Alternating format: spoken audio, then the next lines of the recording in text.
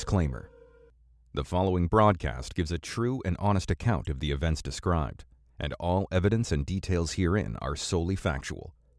What you are about to hear is real and may disturb you. Caution is strongly advised. Welcome to Dead Souls Social Club. If you find our show interesting and you'd like to support us, please consider heading over to ko-fi.com/deadsouls.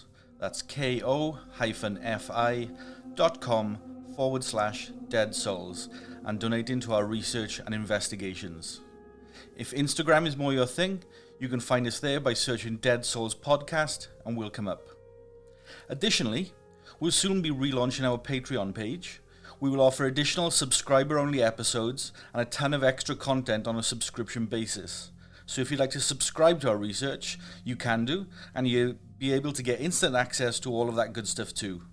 We'll be relaunching in May, which will give us enough time to preemptively add a bunch of episodes and content over there ready for you all. As always, thank you for joining us. This is the Calvine UFO. If someone was to ask you to think of a location with a picturesque landscape and mythical and rich history, high on your list of answers might be Scotland. A modest-sized nation of some 30,000 square miles, Scotland is one of the 4 nations of the United Kingdom and boasts some of the most incredible scenery and natural environments in the world. Situated in the North Atlantic, with the North Sea to its eastern coast, Scotland is home to over 790 small islands, more than 30,000 freshwater lakes, or lochs in the native Gaelic, and 282 mountains of 3,000 feet in height or more. The country is the stuff of fairy tale, magic, mystery, legend, and folklore. The proud nation is packed with glorious history and filled with wonderful and unique culture. The Union of the Crowns, the Battle of Culloden, the Glencoe Massacre, and the clearing of the Highlands all echo throughout history, as does its most famous sons and daughters like William Wallace, Robert Burns, Mary Stuart, Robert the Bruce, Flora MacDonald, and Robert Louis Stevenson, to name just a small few. But Scotland also has its fair share of mystical and paranormal mysteries, like the Loch Ness Monster, the Ghost Piper of Clanyard Bay, Kelpies and the Selkie folk, and the Sea Witch who conjured the Corryrecken Whirlpool.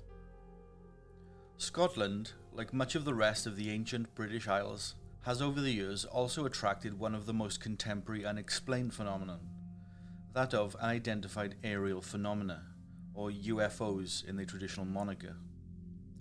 It's said phenomenon that I'm going to discuss tonight, and in particular one specific event that was until recently considered as merely a rumour: the Calvine UFO event. This event has somewhat stunned the UFO community and has gained considerable mainstream media exposure in the latter quarter of 2022. A photograph from the event that has been unveiled by the UK Ministry of Defence after being kept hidden and classified top secret for more than 30 years has now made its way into the public domain and is being dubbed as possibly the best UFO photograph ever taken. So what's the story here? What happened? And what can we take from this recent release of secret government information? Well, Calvine is a relatively unknown and small hamlet in Scotland. It's unfamiliar even to those who live in the region and doesn't particularly have a reputation for anything. The small region is just off the A9 link road that connects the well-known Highlands to the central belt of the country. It's located in Perthshire and is approximately 35 miles northwest of the city of Perth itself. And the Falls of Brouwer are around a mile to the south of the tiny hamlet. However, the story, and in particular the photograph that is now associated with the incident in the area, will surely put the area on the map.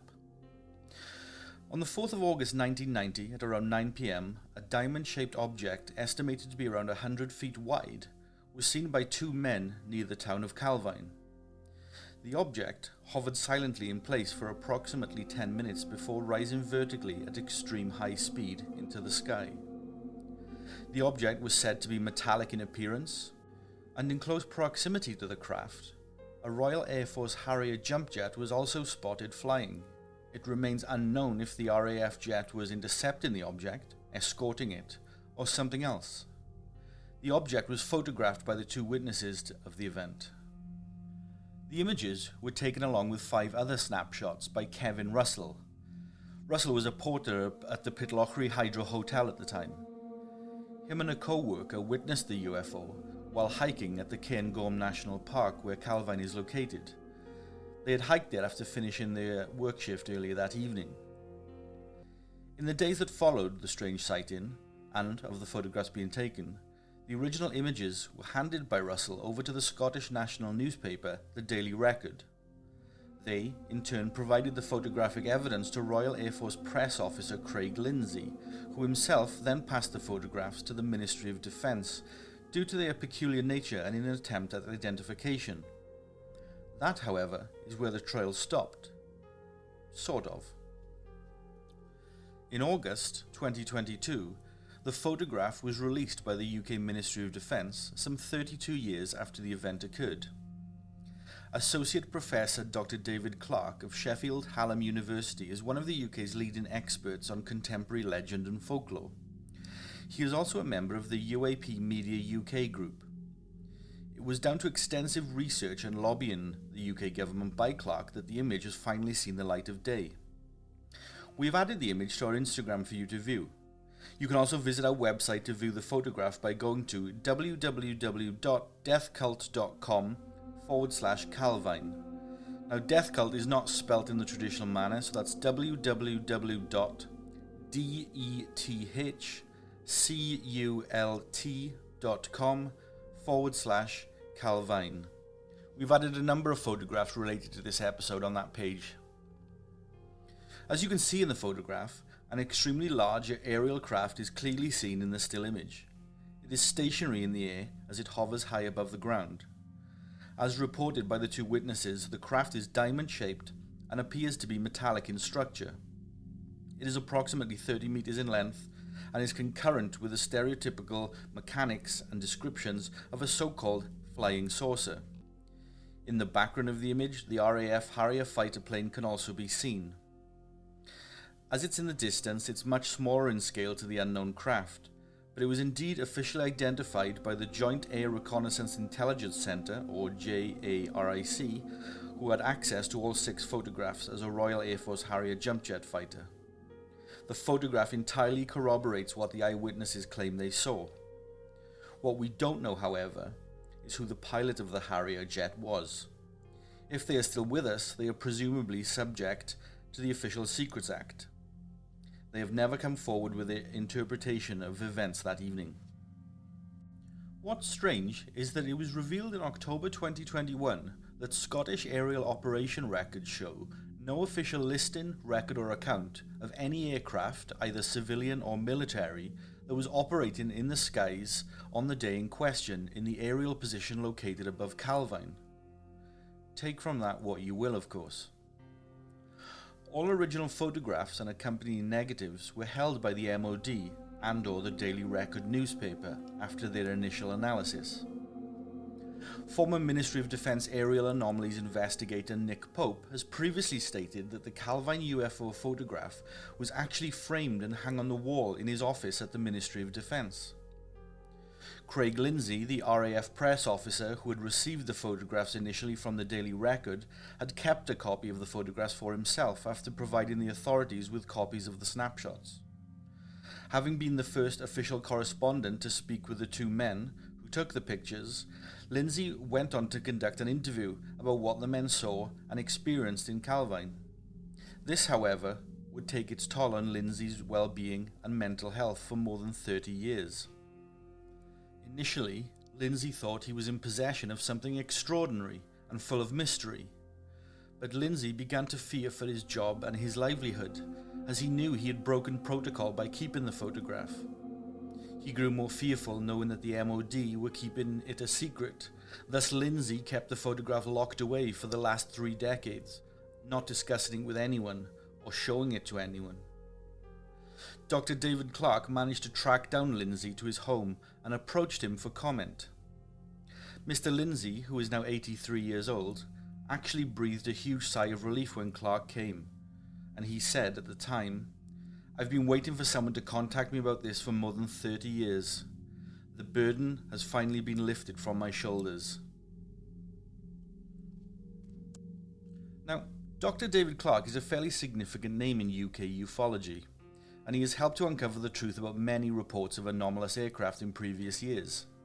His skill set and tenacity for searching out and identifying the truth in an anomalous event likely stems from his journalistic work at the Sheffield Star and Yorkshire Post newspapers in the past, in addition to him holding the position of press officer in the local government sector for a 4-year period. As a cherry on the cake, Dr. Clarke was also curator of the Ministry of Defence's UFO Files project within the UK National Archives between 2008 to 2013, and gave him unprecedented access to data that most ufologists can only dream of. Dr. David Clarke has also written and published a number of books, such as How UFOs Conquered the World, The History of a Modern Myth, and Britain's Extraordinary Files.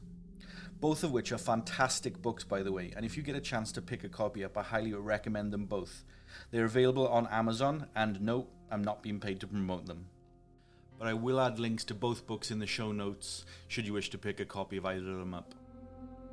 Anyway, according to an interview that Dr. Clarke gave to the Daily Mail on August the 12th, 2022, he said the fact that a British military jet was circling the area where the unidentified aerial object was seen at the time and was actually photographed alongside the anomalous object leads to significantly more questions in regards to the Calvine incident.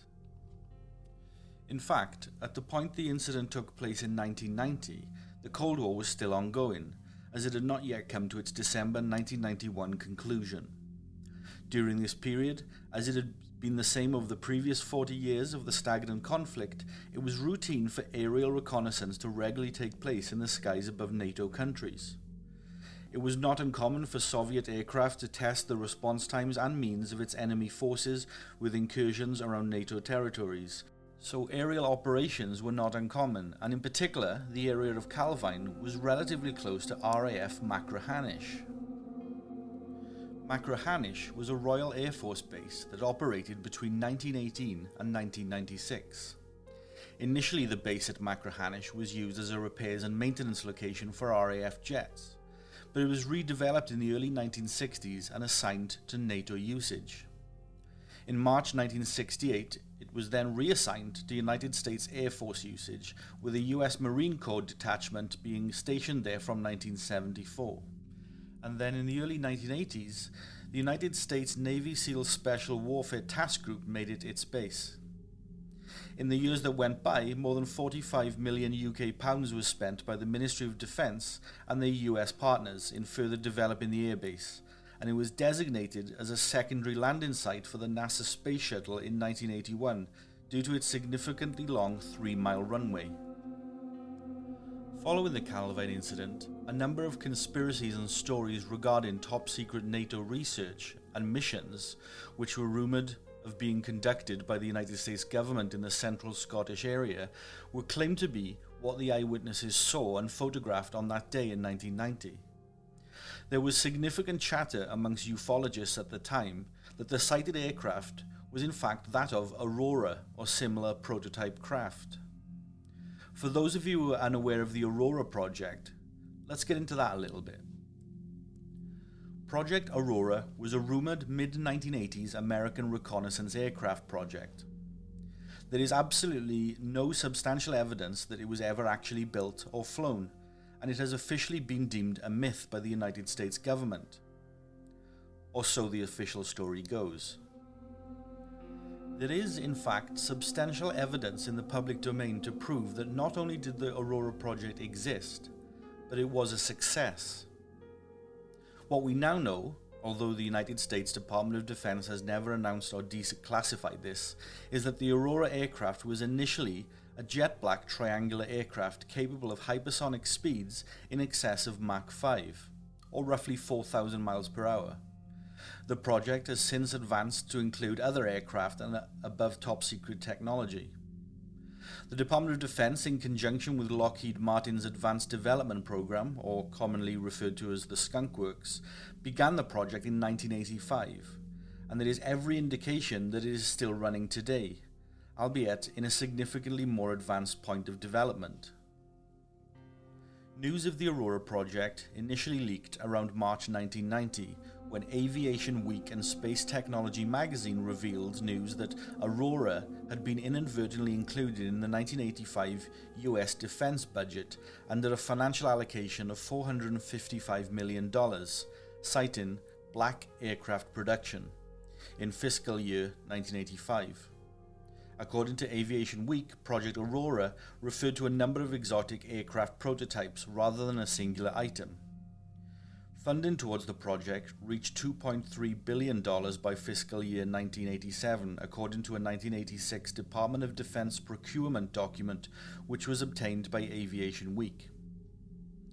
Ben Rich, who was the former head of Lockheed's Advanced Development Program at the United States Air Force's Nevada Test Range from 1975 to 1991, stated in his 1994 book titled Skunk Works that the Aurora was the budgetary codename for the stealth bomber, which eventually became the B-2 Spirit and thus went into production.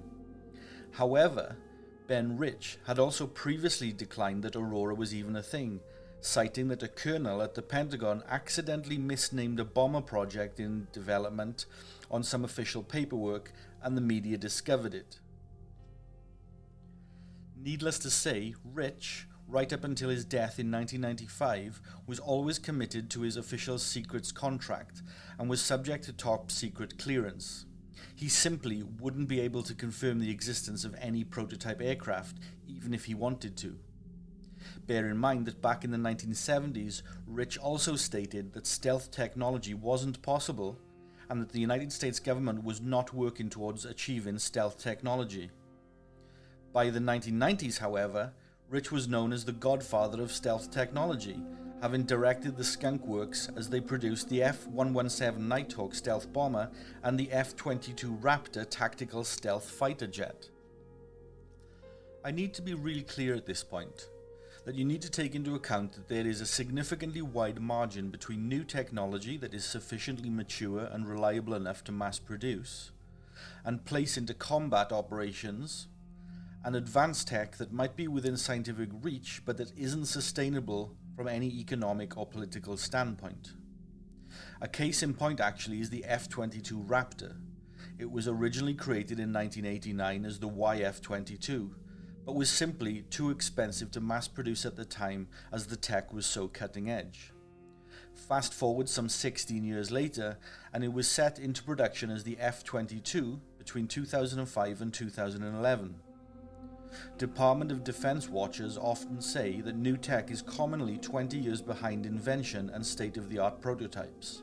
The F-22 scenario seems to support that saying. Anyway, I digress. Back to the Aurora.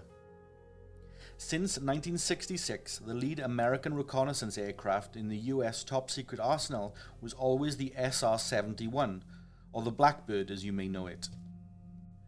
During aerial reconnaissance missions, the SR-71 operated at extreme high speeds and altitudes. It could easily achieve Mach 3 or 2,500 miles per hour and cruise at an altitude of 85,000 feet. This would allow the aircraft to easily outrace or entirely avoid any threats. If a surface-to-air missile launch was detected, for example, the craft could simply accelerate and outpace the missile's top speed of 500 miles per hour, the pilot's standard procedure in this event.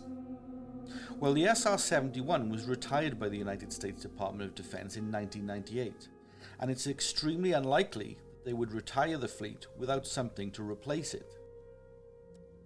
What we do know is that hypersonic flight has now been achieved by NASA and the United States Air Force above Mach 25, which is roughly 19,000 miles per hour. Known projects from the United States, such as the SR-72, the DARPA Falcon, the X-15, X-17, and the X-51 Wave Rider, are all in the public domain, as are the United Kingdom's Skylon and Reaction A2 aircrafts. China's WZ-9 and India's HST-DV are also hypersonic craft of the same caliber. Information regarding all of these is extremely difficult to come across, however, due to their secretive development and classified nature, but we do know they exist. So with all this information, we know that the Aurora could still have been possible during the 1990s. Further to this information, though, is that in August 1989, an engineer who was working on the barge GSF Galveston Key in the North Sea witnessed a strange isosceles triangle-shaped twin-tailed jet black Delta aircraft. The aircraft was refueling from a Boeing KC-135 Stratotanker, which he immediately recognized, and was also accompanied by two F-111 fighter bombers. The witness, Chris Gibson, said that he watched the aircraft for several minutes until they eventually flew out of sight. The sighting was made public in 1992. The British Defence Secretary at the time, Tom King, stated that he was officially told by the Ministry of Defence, "There is no knowledge within the Ministry of Defence of a black program of this nature, although it would not surprise the relevant desk officers in the Air Staff and Defence Intelligence Staff if it did exist." Chris Gibson created an illustration of the aircraft that he witnessed that day. You can view that illustration over at deathcult.com/Calvine. I recommend you view the website on a desktop computer, as there's quite a lot of detail that might be tricky to view on a mobile device. So, Aurora was capable of flying at intense hypersonic speeds and purposefully built for overseas defense programs and spy missions. And it was part of the discussion in relation to Calvine, with many thinking that's what the object actually was. Well, did you know that some eyewitnesses have also come forward and commented that the Aurora was spotted on the ground stationed at RAF Machrihanish at the time of the Calvine UFO sighting? However, the UK Defence Minister denied on record in Parliament that the United States military had not been given permission to fly or land any mysterious stealth or prototype aircraft within UK airspace. But this only spawned more conspiracy theories, as Department of Defence followers, military enthusiasts, and ufologists knew this wasn't true. One way that they debunked these parliamentary comments was due to an incident they cited as occurring on the 26th of September 1994, where a crash occurred at RAF Boscombe Down in Wiltshire. The aircraft crash was clearly linked to black ops and prototyped aircraft, as according to a report in Air Forces Monthly. United States Air Force flooded into the base in significant numbers following the crash. British Special Air Service, or the SAS, personnel arrived in plain clothes in an Augusta 109 helicopter and immediately sealed off the scene from any onlookers. The crash site was protected from view by military vehicles and tarpaulins, and the base was locked down and closed to all flights. No civilian support was allowed to assist, for example the fire or ambulance services, and none of this was standard military protocol. Unsubstantiated civilian reports from the time purports that the jet trail left after the sonic boom was unique in that it was a slim line with donut-shaped events at regular intervals. This was discussed by a number of locals in the village near the airbase, and it corresponded with other eyewitnesses' reports of the Aurora jet trail from other parts of the globe, and is consistent with the science surrounding a pulse detonation engine which the Aurora is rumoured to have. In 1993, the BBC News reported on the secretive Aurora project after further sightings of the aircraft near the RAF Machrihanish base. We actually managed to track down a copy of that news report, and it's right here. The Cold War might be over, President Clinton might be cutting defense spending, but secret American spy projects are still going on. One is so secret and so fast that officially it doesn't even exist. They think they know better in Western Scotland, as our Scotland correspondent Hugh Pym reports. It's the mystery of Machrihanish. Why has an isolated airbase got a runway longer than some of Britain's busiest international airports? The answer, according to plane spotters, is that behind the wire at this RAF base is the occasional home of an American spy plane, codename Aurora. Officially, it doesn't exist, but Aurora's still front-page news in American science magazines. Some experts say it looks like this, others say more like this, or even this. But whatever others say, David Anderson's convinced he knows. He lives under the flight path from Machrihanish. He says he's seen it. You could see the windows on it, where the cockpit obviously was, and jet outlets coming out of the back of it, but going very, very fast indeed. Had you ever seen anything like it? Never anything like it before. For many years, the Americans denied that this aircraft existed, the Blackbird, an earlier spy plane which holds the world airspeed record, more than 3 times the speed of sound. These new aircraft, if they exist, in order to justify their existence, would have to be significantly faster than that, and so we might imagine an airplane capable of flying at least 3,000 miles an hour. Unless President Clinton decides to formally confirm or deny the existence of Aurora, speculation will continue about the secret spy plane and the mystery of its visits to Machrihanish. QPM News at 10 on the Mull of Kintyre. The original Calvine UFO photographs, which were hidden away by the Ministry of Defense, were eventually scrutinized by intelligence chiefs. According to Dr. David Clarke, the official thoughts were that the UFO was a top-secret US aerial project. This directly conflicts, however, with what Nick Pope has stated in the past. Pope, as we know, actually worked at the Ministry of Defense in the early 90s, and in particular on their UFO investigation program. Pope claimed that it was the best photograph of an actual UFO that he had ever seen. Fun fact: a number of years ago, I made a Freedom of Information request to the UK Ministry of Defence, what's known as a FOIA request in the United States. In the request, I asked them for copies of any files that they hold on the subject of unidentified flying aircraft, and also, in what capacity did the Ministry of Defence investigate unidentified aerial phenomenon in UK airspace. The response that I received was really interesting. In a letter from Frances Shaler of the UK Air Command Division of the UK Ministry of Defence, I was told that after a thorough search, she could confirm that the MOD had no files or documents that discuss UFOs. Further, the Ministry of Defence does not and never has investigated UFO activity in the UK airspace, and thus the MOD has no opinion on UFOs whatsoever. As you can imagine, I was a little bit surprised by this response, as I knew that what I had been told in the letter was all untrue.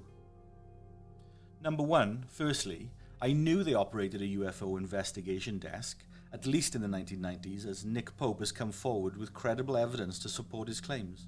Further, he has presented official MOD documentation to confirm his employment there. 2. Knowing that there was a UFO investigation desk at the MOD meant that there had to be UFO investigation files or documents. Unless, of course, Mr. Pope sat there for a number of years and got paid for doing literally nothing, which I highly doubt. And 3.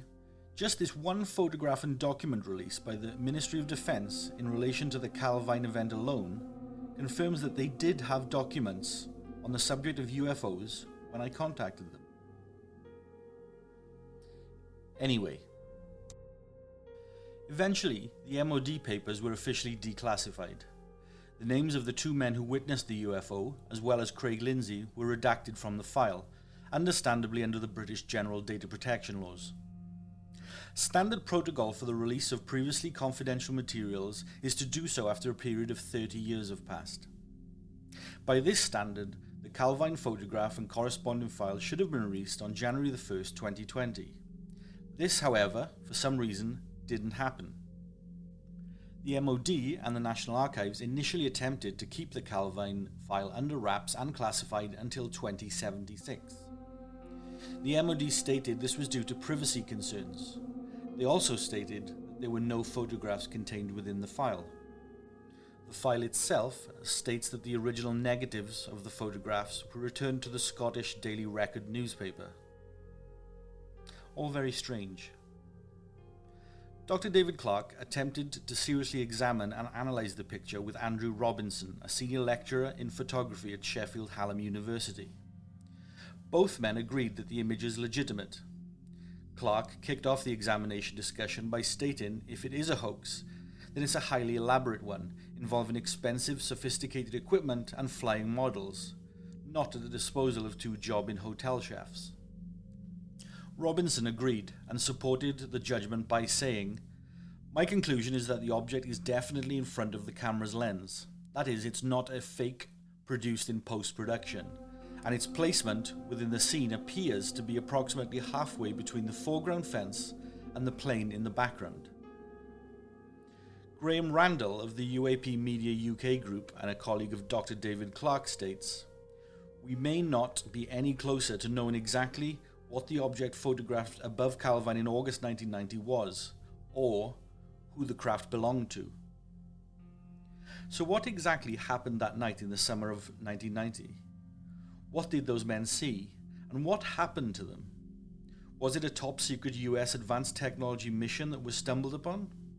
The incident certainly poses more questions than it actually answers, as most UFO sightings do. Now, this will sound like a very cynical slant right now, although I promise you it's not. But by far, the country with the most UFO sightings is, and always has been, the United States of America. It has some 8.5 times more sightings than the country in second place globally, which is Canada. The United States also has the world's highest annual military budget too, and thus more black programs than any other nation. Tie that together with cultural, media and community trends such as the US sci-fi interest in film and television, a generalized popular fear of big government, conspiracy, outside agitators and losing in the face of a grand struggle, and the US is arguably a melting point of increased probability too. Additionally, the frequency of any sighting relies heavily on population density and the habit of said population looking up to the sky. The hotspot of UFO sightings in the world could actually be in the middle of the Atlantic Ocean, for example. But since no one lives there except for the occasional boat or plane that passes through, then the sighting frequency will be quite low. Similarly, in Antarctica, for the same reason. So when we look at a high-density nation like the United States, you would expect to see many sightings. However, countries like India and China both have significantly higher populations than the United States. Both appear in the top 10 countries on Earth with the fewest UFO sightings. In fact, there have been more UFO sightings in the USA this month than there have been in the last 40 years combined in India. Though this is likely where culture and means of the population takes hard effect. I'm not here tonight to either debunk nor promote speculation for what UFOs in general are, or even to solve or resolve the Calvine UFO case. Although I can say, with some levels of confidence, that I strongly disagree with the notion that the Calvine object was the Aurora aircraft. I say this as someone who has had an active interest in Aurora since the mid-1990s, and I have researched the subject significantly over the years, even going as far as to visit in a UK airbase late at night in heavy rainfall, where a model of Aurora was rumoured to be stationed. Needless to say, it was an utterly miserable evening and I still didn't catch sight of the damn jet. What I know of Aurora is that from above the jet appears to be triangular, an isosceles triangle to be specific, where two sides are of equal length and the rear side of the triangle being slightly shorter. From the side on, the jet appears to be somewhat flat or very thin, with twin-tail vertical stabilizers on the empennage. The jet is painted all black, likely due to stealth technology and to ensure a lower radar cross-section.